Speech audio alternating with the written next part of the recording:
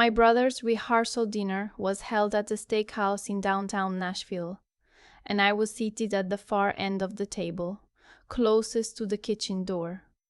Not the back corner, the kitchen door, the one that swung open every 4 minutes and hit the back of my chair each time a server walked through. I didn't say anything. I never do. My brother, the groom, the golden child, the one my parents still brag about at church, was at the head of the table, looking like he'd just won something. His fiancée, Charlotte, sat beside him in a cream silk blouse, laughing at everything he said. Her parents were there too, seated near the center. Important guests. The kind you sit near the center. I was by the kitchen door. My mother had arranged the seating. I know because she texted me that morning to say, "I put you on the end so you don't have to talk to people you don't know. You're so quiet anyway." She said it like it was a favor. I had driven 4 hours from Atlanta for this dinner. I ordered the salmon and kept my phone face down on the table. Let me back up, because if I start there, you won't understand how long this had been going on. I'm 31 years old. I have a degree in computer science from Georgia Tech and an MBA I finished online while working 60-hour weeks. For the past 5 years, I've been a senior engineer at a fintech startup in Atlanta. Last year, I became one of the co-founders of a smaller software company on the side, something my team built over evenings and weekends. We sold a licensing deal 8 months ago that I still haven't fully processed. Nobody in my family knows any of this, not because I hid it exactly, more because they never asked. My brother is a high school football coach. My parents talk about him at every dinner, every holiday, every phone call, his win-loss record, his booster club, the time a local sports reporter mentioned him in an article. When I call home, my mother gives me updates about his life for 12 minutes and then says, "Well, I know you're busy," and hangs up. Once, about 2 years ago, I mentioned I'd been promoted. There was a pause and then my mother said, "That's great, honey. Your brother's team made the playoffs." I stopped mentioning things after that. The problem wasn't that they were cruel people. They weren't. They were just people who had decided, somewhere along the way, that I was the quiet one, the background one, the one who was fine. And once a family decides that about you, it is almost impossible to undecide it. You become furniture, dependable, unnoticed, always there. I paid for my nephew's braces last year. My sister-in-law, my brother's ex from his first marriage, called me in a panic because insurance had denied the claim and she didn't know what to do. I sent the money the same afternoon. She cried on the phone. She said she'd never forget it. She didn't tell my brother or my parents. I didn't ask her to keep it quiet. It just kind of stayed there, between us, like most of the things I do for this family. I paid my parents' property taxes the year my father's contracting business slowed down. I didn't make a thing of it. I sent a check. My mother said, "Thank you, sweetheart," and 2 weeks later she was telling her book club that my brother had really stepped up during a hard year. I sat with all of that. I told myself it didn't matter. I told myself I wasn't doing those things for recognition, and mostly I believed it. Until Nashville. The rehearsal dinner was fine, in the way that dinners like that are fine when you have decided in advance to simply get through them. I ate my salmon. I smiled when someone made a toast. The kitchen door hit my chair 7 times. I counted. Charlotte's family was from outside Memphis. Her father was in commercial real estate, her mother taught elementary school, and her younger brother, whose name was Bennett, had apparently just gotten into Vanderbilt's law school. This was mentioned no fewer than 4 times. At some point, her father leaned across the table and said to my brother, "So your sister, she's in computers, right?" My brother looked up. "Yeah, she does like tech stuff in Atlanta." Tech stuff. I smiled into my water glass. "Cool, cool," Charlotte's father said pleasantly and turned back to my brother. Bennett, who was seated closer to me, had overheard. He glanced over with polite interest. "What kind of tech?" he asked. Software engineering, I said. Fintech, mostly. Oh, interesting. Big company? I gave him the name of my company. He nodded without recognition, which I expected. We're not consumer-facing. We're B2B. Most people outside the industry have never heard of us. She's been there forever, my brother said from down the table, having half-tuned back in. Since like right after college, right? 8 years, I said. See that stability, my mother said, nodding approvingly. That's good. Steady. Steady. She said it like a consolation prize. Like steady was what you settled for when you didn't have a booster club and a playoff run. I nodded. Sure. Charlotte leaned over to my brother and said something in his ear, and he laughed, and the table moved on. Bennett, though, was still looking at me, not unkindly. He had one of those faces that was still getting used to being taken seriously. Law school young, a little eager.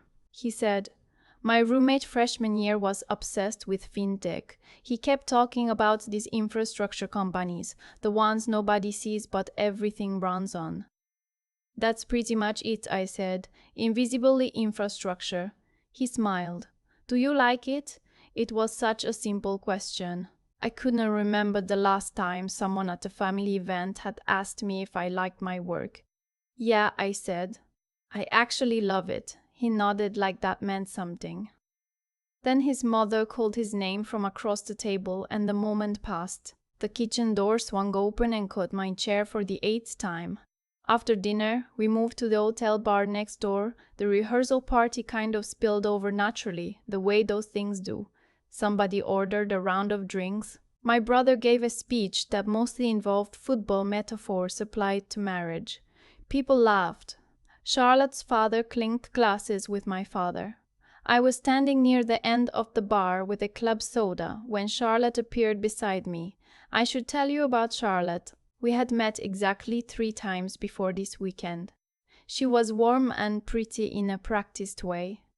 The kind of woman who remembers your name and asks follow-up questions and makes you feel briefly, genuinely seen. I liked her. I thought she was probably good for my brother, who needed someone organized. She leaned against the bar and said, without preamble, "Can I ask you something?" "Sure." "Do you actually enjoy coming to these things? Because you seem like you're somewhere else the whole time." I looked at her. She was watching me with something that wasn't judgment, more like curiosity, careful curiosity.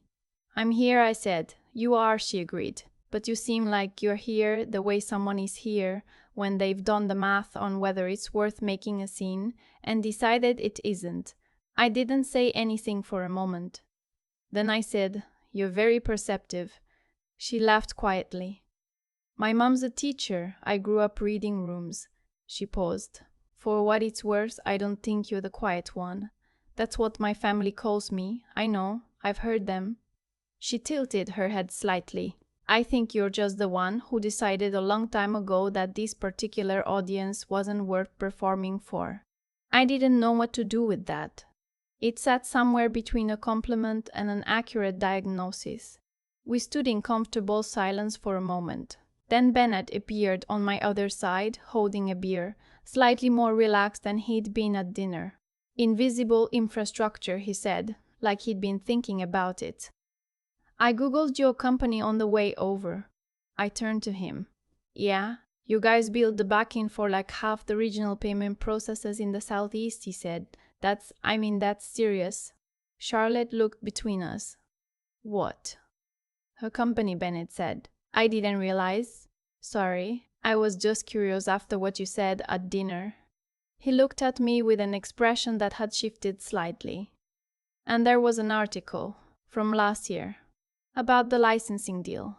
My stomach did something complicated. "What licensing deal?" Charlotte asked. I didn't answer immediately. The bar noise filled the space.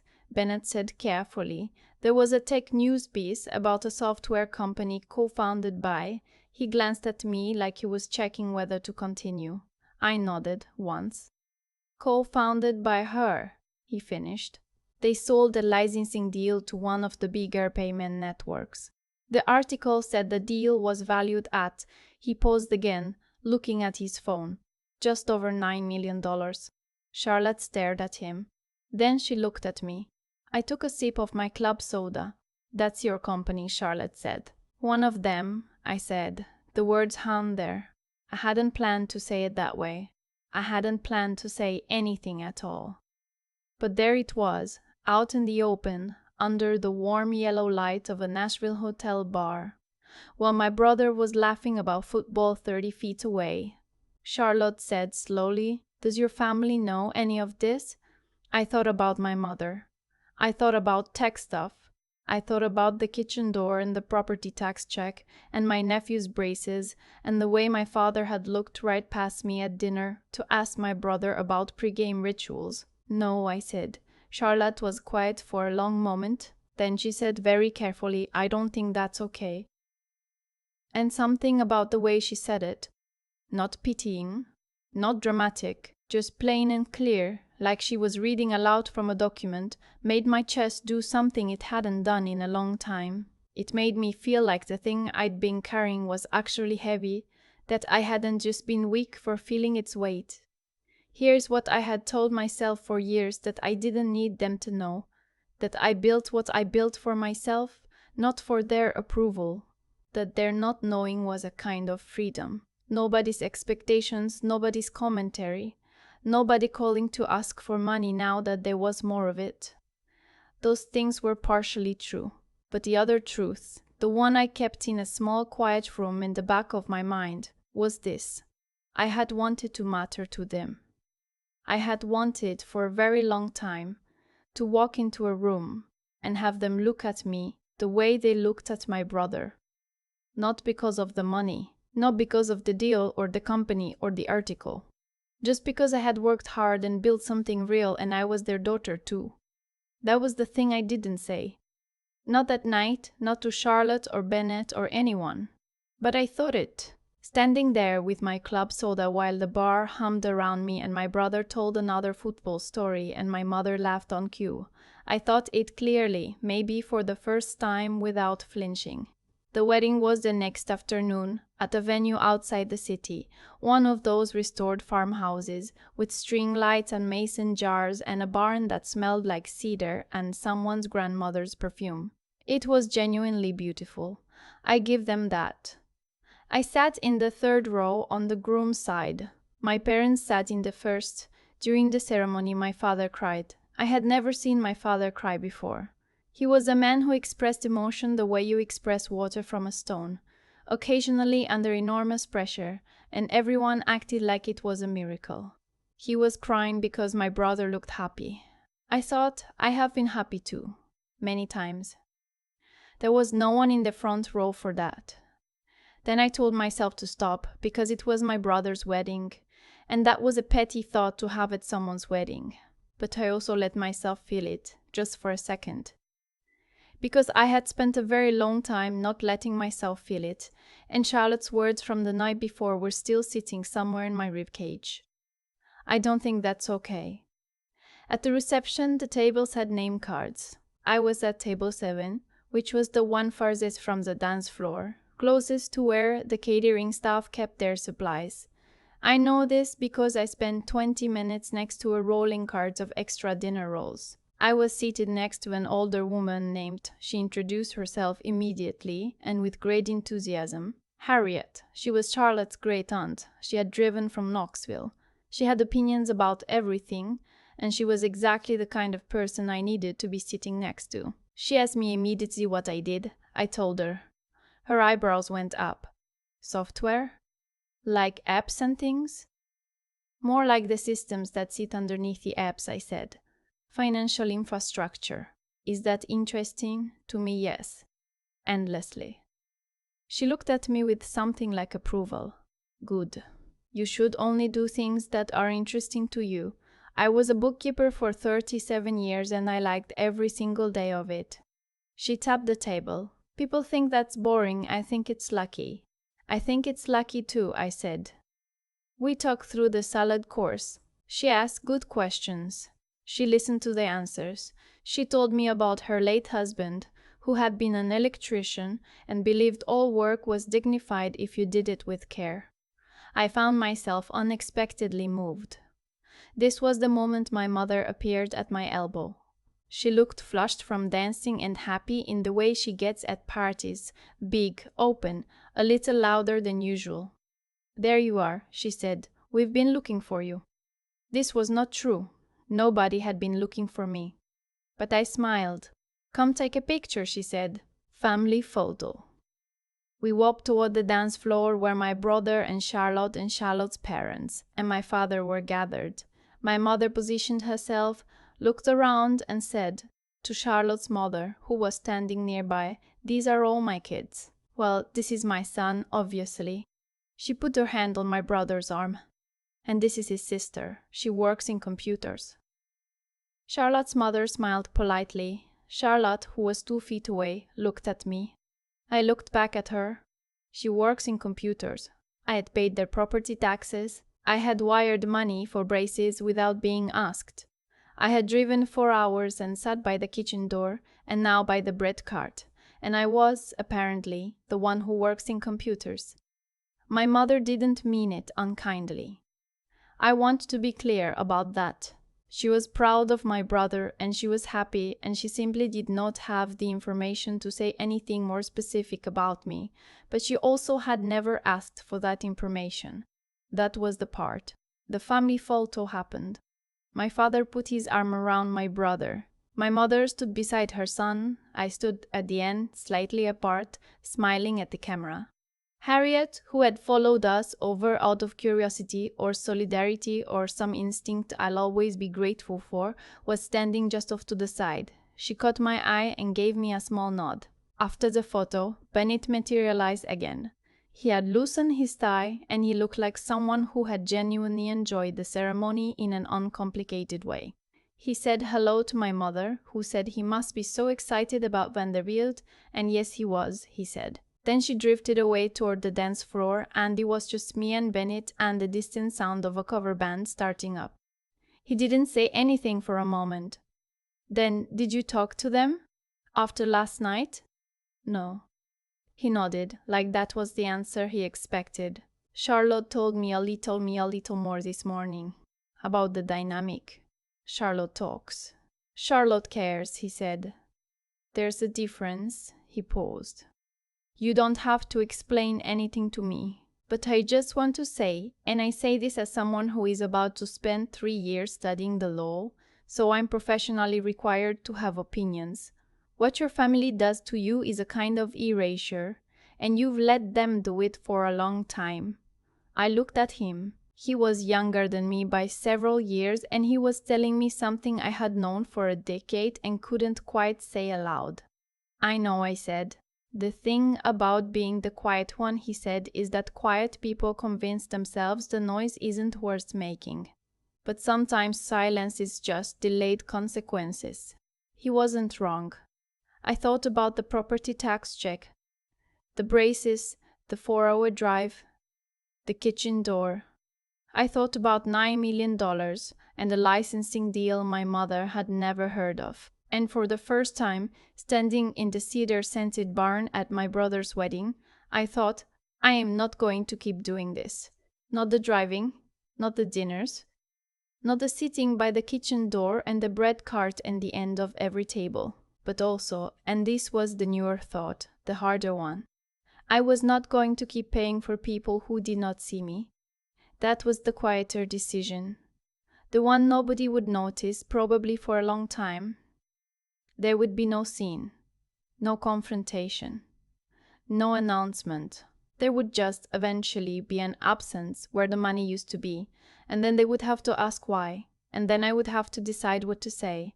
I drove back to Atlanta the next morning. About 90 miles south of Nashville, my phone rang. It was my mother. "It was a beautiful wedding," she said. "Didn't you think?" "I did," I said. "Charlotte was beautiful." "She was." A pause. "Charlotte's mother asked me about you actually after the photos." I kept my eyes on the highway. "Oh?" "She said her son had mentioned something about a company you started. Something about a deal." My mother's voice had a quality I didn't recognize immediately. Then I did. It was uncertainty. My mother, who was never uncertain, was uncertain. She asked if you were the one who was in that technology article. I didn't say anything. She seemed impressed, my mother said. The word came out carefully, like she was handling something she wasn't sure was fragile or not. She said something about $9 million. The highway stretched out ahead of me, flat Tennessee farmland giving way to Georgia red clay. I had driven this road so many times. Yes, I said. Silence. Why didn't you tell us? She said. And here is the thing about that question. Here is the thing I had thought about for years, in various forms, in various late-night versions of this conversation that I'd held only with myself. I could have said, because you never asked. I could have said, because you told me my promotion was less interesting than a playoff run. I could have said, because I paid your property taxes and you credited Dad's contractor friends, and I wired money for braces and nobody mentioned it at Christmas. And I drove 4 hours and sat by the kitchen door and by the bread cart, and every time I tried to say something real, the table moved on. I could have said all of that. Instead, I said I didn't think it was something you'd find interesting. Another silence, longer. That's not fair, my mother said quietly, and I could hear that she meant it not defensively, but genuinely, like something had shifted slightly. Maybe not, I said, but it's honest. We stayed on the phone for a few more seconds. The road curved south. When you come home at Thanksgiving, she said finally, I'd like to hear about it. The company, what you built. It was a small thing. It was as small as possible version of what I had needed from her for a very long time. But it was real. And she had said it herself. Okay, I said. I'll tell you about it. I hung up and drove the rest of the way home in quiet that felt, for once, like it belonged to me. I want to say something to anyone who is listening to this and recognizing themselves in it. You do not have to perform your success for people who haven't earned the right to see it. But you also do not have to fund the life that keeps you invisible. There is a version of quiet strength that is wisdom, and there is a version that is just a very long habit of making yourself small so other people stay comfortable. I spent a long time in the second version and called it the first. I don't know what Thanksgiving will look like. I don't know if my mother will ask the right questions, or if my father will look up from my brother's football schedule long enough to hear the answers. I don't know if anything fundamentally changes. But I know this. I drove home knowing exactly who I was. And for the first time in a long time, I didn't need anyone in that rearview mirror to know it too. That is not nothing. That is actually everything. There's something I kept thinking about on that drive back to Atlanta. Not the moment Bennett read the number out loud. Not my mother's voice going uncertain on the phone. I kept thinking about Harriet, Charlotte's great aunt, the woman who drove from Knoxville and spent 37 years as a bookkeeper and said she liked every single day of it. She didn't say she tolerated it. She didn't say she tolerated it. She said she liked it. And she said that made her lucky. I think what she understood, what took me much longer to learn, is that integrity isn't something you perform for an audience. It's what you do when nobody's watching, when nobody's clapping, when the table has already moved on to someone else's story. For years, I wired money for braces and wrote checks for property taxes and drove 4 hours and sat by kitchen doors and bread carts, and I told myself I was doing it out of love. Some of it was, but some of it was also a quiet hope that one day someone would notice, and the noticing would feel like being seen.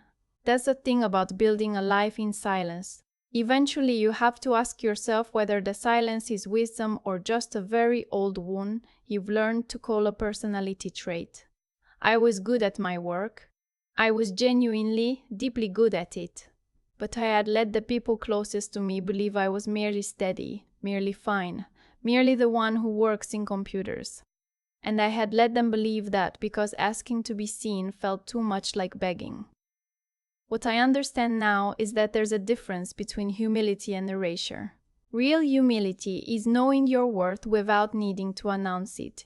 Erasure is staying quiet past the point where silence serves anyone, including yourself. I had crossed that line years ago and just kept walking. The version of me that paid those taxes and said nothing.